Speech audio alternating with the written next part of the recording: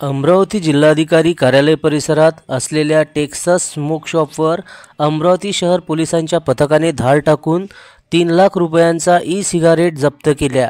अमरावती जिल्हाधिकारी कार्यालयाजवळ गेल्या काही दिवसापासून खुलेआम या ठिकाणी प्रतिबंधित असलेल्या सिगारेट विकल्या जात होत्या। या ठिकाणी अल्पवयीन मुलांचा वावर मोठ्या प्रमाणात आहे। यावेळी एकूण 3 लाख रुपये किमतीचे 55 पॉकेट सिगारेटचे जप्त करण्यात आले। सिगारेटमध्ये निकोटीन आणि ऑर्गॅनिक व्होलेटाईल सॉल्व्हंट हे मानवी आरोग्यास धोकादायक घटक आहे। सिगारेट ओढण्याचे प्रमाण युवकांमध्ये भरपूर प्रमाणात वाढत असून त्यावर प्रतिबंध घालण्यासाठी अनेक स्तरावर कामे सुरू आहे। जनसमर्थन न्यूज, अमरावती।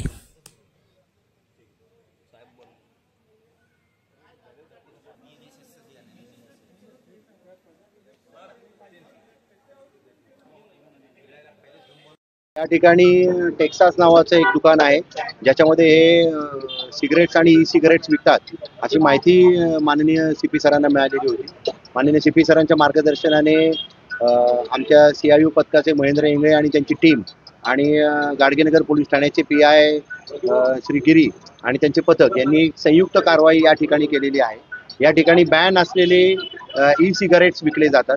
या सिगारेट्सचा अति लहान मुलांमध्ये किंवा टीनेजर मुलांमध्ये सुद्धा याचा वापर होतात असं काही माहिती आमच्या कानावर शाळेच्या माध्यमातून आलेली होती। माननीय CP सरांनी याबाबत आम्हाला गाईड केलेलं होतं आणि या माहितीवरून या दोन्ही टीम्सनी ही कारवाई केलेली आहे। या ठिकाणी एकूण 55 सिगरेट्स आणि त्याच्याशी संबंधित फ्लेवर्स हे जप्त करण्यात आलेले आहेत आणि ते आता मार्केटमध्ये त्याची ही कॉस्ट त्यांना इम्पोर्ट करताना काहीतरी 2,500-3,000 हजार पडते आणि ते प्रत्यक्षात ते 4-5 हजाराला हे प्रॉडक्ट विकतात।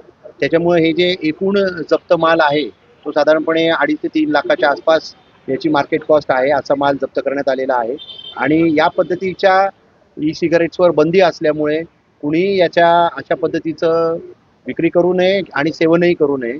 त्याच्यामुळे आरोग्यालाही धोका संभवतो आणि सगळ्यात महत्त्वाचं लहान टीनेजर मुलांच्या, शाळकरी मुलांच्या मध्ये याचा जर प्रसार झाला तर त्यांच्या मोठ्या प्रमाणात आरोग्याला आणि एकूणच करिअरला धोका संभवतो।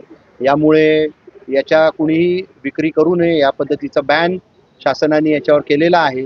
त्यामुळे इथे ही कारवाई करण्यात आलेली आहे। पुढील कारवाई गाडगेनगर आणि CIUचे आमचे अधिकारी हे करत आहेत।